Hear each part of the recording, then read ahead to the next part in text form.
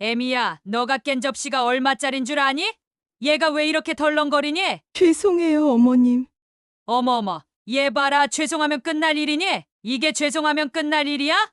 그 접시, 내 시아버지가 프랑스에서 사온 접시다. 가격도 가격이고 추억이 얼마나 담긴 접시인데. 저는 무릎을 꿇고 손이 발이 되도록 빌었습니다. 죄송해요. 정말 죄송해요. 크크. 여보, 이거 봐요. 얘가 이 접시 깼다니까? 뭐라고? 그 접시를 깼다고? 며느라, 그 접시가 얼마나 소중한 접시인 줄 아느냐? 무슨 일이에요? 뭐야? 미치겠다, 여보. 뭔 짓 한 거야? 이게 무슨 접시인데? 제발 좀 죄송하다고 싹싹 빌라고. 저는 계속 용서를 구했습니다. 그래도 계속되는 구박에 저는 결국 참지 못해 강하게 일어섰습니다. 어머님. 저 못하겠어요. 솔직히 말해서 아가씨는 TV만 보고 어머님이 저한테만 일 시키시잖아요. 가사노동 지겹다고요. 어머님. 아버님만 사람이고 저는 사람 아니에요? 너무 무리하게 일 시키니까 제가 힘들어서 접시 깬 거라고요. 그게 그렇게 미우세요? 네. 어머어머어머, 얘 봐라. 너 할 말 다 했니? 네. 다 했어요. 저 이제 황혼 이혼할 거예요. 이 사람이랑 두 번 다시 안 볼 거라고요. 즐거운 추석, 며느리 윤혜진 씨는 남편 이현수 씨와 시어머니 김진숙 씨, 그리고 시아버지 이광규 씨와 갈등이 있었습니다. 오늘은 며느리를 가사도우미처럼 취급을 하는 시어머니와 시아버지의 이야기입니다. 혹시 여기 며느리 윤혜진 씨 같은 분이 계신다면 가슴 어린 응원과 따뜻한 조언을 댓글로 꼭 남겨주셨으면 합니다. 구독, 그리고 좋아요, 알람 설정을 눌러주신다면 윤혜진 씨가 조언을 보다 빠르게 보실 수 있습니다. 이제 이야기 속으로 들어가겠습니다. 안녕하세요. 저는 50 후반의 두 아들을 둔 엄마입니다. 저는 25년 첫 번째 결혼 생활을 마치고 곧 두 번째 결혼 생활을 이어나갈 것 같습니다. 남들이 저희 선택을 손가락질할 것 같지만 저는 저 나름대로 고충이 있었습니다. 애기 아빠 되는 사람의 무시와 시댁 쪽 식구들의 모욕 때문이었습니다. 제가 그릇 깨진 일 하나만으로 이혼을 선택한 것은 아닙니다. 제가 애기 아빠와 이혼을 할 수밖에 없었던 감춰진 충격적인 이유는 따로 있었습니다. 애기 아빠는 저를 더러운 년 취급했습니다. 집에서 씻으면 냄새가 나니 사우나에서 씻으라고 했습니다. 머리카락 한 옷이라도 떨어져 있으면 그날은 대청소하는 날이었습니다. 남들에게는 착한 사람이고 부인에게 잘해주는 남자라고 소문이 자자했지만 실상은 위선적이며 아주 못된 사람입니다. 세상에 주워온 자식한테도 이런 취급은 안 할 것 같아요. 저를 얼마나 혐오했으면 제 집에서 샤워조차 마음 편하게 하지 못하고 머리카락 한 올 흘리지 않게 하기 위해 샤워 헤어캡을 거실에서 쓰고 다녔습니다. 이런 애기 아빠의 행동만 보면 제가 탈모라서 머리카락이 수없이 많이 빠지는 것 같고 화장실도 더럽게 쓰는 것처럼 보일지 모르겠지만 저는 탈모 하나 없는 건강모입니다. 피부과 가서 문제 없다는 진단도 받았고 오히려 머리카락은 남들에게 있어서 부러움의 대상이었습니다.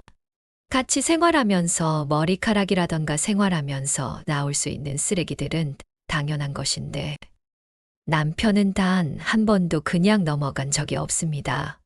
솔직히 말하면 오히려 거실 바닥에 떨어진 수많은 머리카락이 전부 제 머리카락이라면 이렇게 억울하지는 않았을 것입니다. 탈모는 오히려 남편에게 생기고 있었습니다. 이제 갈라서 자면서 입이 닳도록 말하고 싶었지만 단호하게 말할 수가 없었습니다. 그 이유는 오랫동안 관성처럼 지속된 결혼 생활 때문이었습니다. 집에서 샤워를 못한 지 몇 년의 세월이 흘렀지만 사우나에서 씻는 편이 오히려 더 좋다고 스스로 타협했습니다. 지금은 두 분 다 고인이 되셨지만 저희 아버지와 어머니께서는 금술이 좋은 부부로 소문났었고 그 영향을 받아서 저 역시 그렇게 되고 싶었습니다. 저는 어떻게 하면 다시 관계를 회복할 수 있을까 하는 고민뿐이었습니다. 하지만 남편은 이런저를 무시하며 저녁에 대화조차 하기 싫다며 혼자서 유튜브만 보고 있었습니다. 아들들과 밥 한번 먹자고 하면 그때서야 마지못해 한두 마디 하는 것이 고작이곤 했습니다. 아들들 어렸을 때와 그때 그 시절 이야기도 하면서 오란도란 놀면 좋을 텐데 음식만 먹고 쌩하니 자리를 일어나 버렸습니다. 그러면서 자기 여자 동창들하고는 본물 터진 것처럼 입을 열었습니다. 어떤 때는 저는 안중에도 없고 둘이서 술 한잔 하자고 노골적으로 이야기까지 했습니다. 물론 가족인 아내보다 오랜만에 만난 여자 동창이 좋은 것은 당연하겠지만 자기가 성욕이 끌어오를 때는 저에게 급하게 욕구만 해결하고는 다시 노골적으로 싫은 모습을 보이니 저로서는 황당하고 어처구니가 없었습니다. 며느라 살도 좀 빼고 어쩜 얘가 그렇게 눈치가 없니? 살만 뒤룩뒤룩 쪄가지고 시누이 좀 보고 배우려무나. 맨날 관리한다고 요가한다고 그러잖니? 심지어 내 시누이가 나한테 용돈도 주더라. 이놈의 여편 내가 며느리한테 살 빼란 말은 하면 안 되지. 당신은 이런 걱정해주는 시어머니가 어디 있다고 그렇게 말하는 거예요? 글지 며느라? 아니다. 내 딸이나 다름없지. 물론이죠, 어머님. 전 어머님 딸이나 다름없죠. 이제 살 뺄게요. 거봐요. 우리 딸 장하다. 그래서 설거지는 했고 온 김에 저기 세탁기 구석도 청소하고 가거라. 아주 먼지가 꽉 찼어. 저번에 해놓은 콩자반은 조금 짜더구나. 이번에는 조금 간을 약하게 해도 될 것 같아? 우리 같은 노인네들은 그런 거 못 먹어. 안 사돈 댁이 그렇게 짜게 먹어서 안타깝게 된 거란다. 알고 있지? 사실 저는 이번 기회에 이 고부 갈등을 해결하기 위해서 자존심 다 내려놓고 반찬을 해다 드린 것이었죠. 하지만 정성어린 반찬을 보고서도 저희 노력을 시부모님은 모르는 건지 아니면 신경 쓰지도 않는 것인지 더 심하게 면박 주는 시부모님에게 아쉬움을 느꼈습니다. 2023년 12월 겨울이 되었습니다. 12월 하면 김장철입니다. 저는 신혼 초 때부터 매년 시댁에서 김치를 만들었습니다. 김장하면 보쌈이 빠질 수 없는데 저는 어머님의 보쌈이 떠올랐습니다. 신혼 초 때는 아들 낳느라 고생했으니 보약도 지어주셨던 시부모님이었습니다. 그러나 부탁을 하기가 무섭게 어머님은 짜증부터 내기 시작했습니다. 저는 보쌈을 핑계로 어머님과 당시 기억을 회상하며 도란도란 이야기를 나누고 싶었던 것이었습니다. 어머어머, 얘 봐라. 보쌈하기 귀찮다고 나한테 그렇게 말하는 거야? 응. 신혼 초 때는 많이 해주셨잖아요. 그게 생각나서요. 그게 그렇게 싫으세요? 다 늙어가는 노인네한테 하는 말버릇이 그게 뭐니? 좋아. 너 말 잘했다. 넌 신혼 초 때는 꼬박꼬박 전화도 하고 우리 여행도 몇 번씩 보내주고 그러던데 요즘 너 하는 꼬락서니 봐라. 내가 잘해줄 수 있겠니? 그리고 너가 말 안 해도 내가 이번에 하려고 했다. 너가 한 보쌈 가족들이 남기는 꼴 보기 싫어서 말이야. 밥상에서도 저는 눈칫밥을 먹을 수밖에 없었습니다. 어깨가 결리는구만. 오랜만에 일을 많이 해서 그런가? 어머님은 안마의자 선전하는 곳으로 TV 채널을 바꾸셨습니다. 아이고, 아이고, 저런 새 거 하나 있으면 좋으려만. 그러면서 저희 눈치를 싹 보는 것이었습니다. 뭐야? 저거 그냥 언니가 사주면 되겠네. 애들 군대도 전부 다녀왔고. 이제 돈 들 곳도 없는데 많이 모았을 거 아니야? 며느라, 저거 해주련? 에이, 언니 이번에 효도 한 번 한다고 하고 사드려. 물론이죠. 아가씨, 어머님. 이번에 전부 계획하고 있었어요. 사실 깜짝 이벤트 하고 싶어서 말씀 안 드린 것뿐이에요. 대충 500 정도로 예산 잡고 있는데 어디 놓을 공간 미리 마련해 주실 수 있을까요? 시어머니는 만족스러운 미소를 지었습니다. 그럼 이번에 침대도 조금 낡았는데 어떻게 해주련? 당연히 해드려야죠. 이번에 며느리한테 대접 톡톡히 받으실 준비되셨죠? 출입불도 단김에 빼라고. 지금 전화 주문하면 되겠네. 저기에다가. 고마워요, 언니. 다 아가씨하고 어머님이 저희한테 잘해주시니까 제가 해드리는 거죠. 안마의자, 침대, 개가 풀 뜯어먹는 소리나 하고 있네. 헛된 망상 속에서 잘 지내봐라. 사실 저에게는 전부 계획이 있었습니다. 어머님과 시누이에게 잔뜩 기대를 부풀어 준 뒤에 뺏어갈 심산이었습니다. 저는 예정대로 안마의자와 침대를 구매해 놓고 배송지를 시댁집으로 적어두었습니다. 낡았던 안마의자와 침대도 수거해 갔습니다. 다음 날 저는 남편에게 이혼하자고 말했습니다. 뭐? 이혼? 이놈의 여편네가 드디어 노망이 났나? 내 이미지 어떻게 하려고? 아, 그렇다 이거지?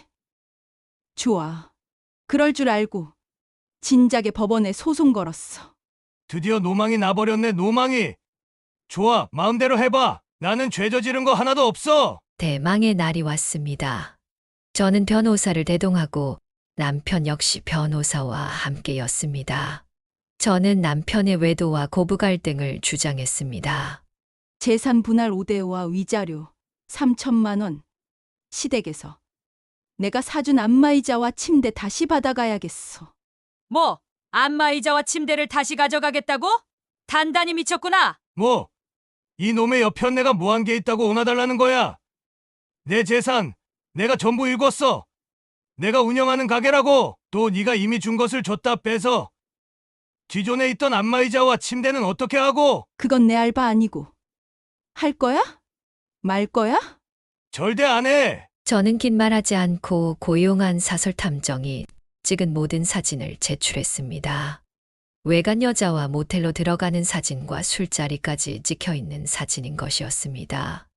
남편 측 변호사는 당황해서 스트레스로 인한 외도는 인정해야 한다는 궤변을 늘어놓고 있었고, 남편은 급격하게 사색되어 입을 바늘로 꿰맨 듯 아무런 말도 하지 못했습니다. 나중에는 남편과 시부모님 시누이가 제 집으로 찾아왔습니다. 아가야, 내가 죽을 죄를 지었다. 미안하다. 다음번에 다시 너가 좋아하는 보쌈 해줄게. 아니다. 이참에 날 잡자. 어떠냐? 여보, 미안해. 내가 잘할게. 샤워도 마음대로 하게 하고 헤어캡도 쓰지 마. 그럼 됐지? 우리 예전처럼 살자. 응. 언니, 미안해요. 제가 너무 철이 없었어요.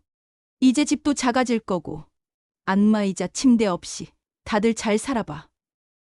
당신네들이 일군 재산 내가 절반 가져가니까. 기분이 어때?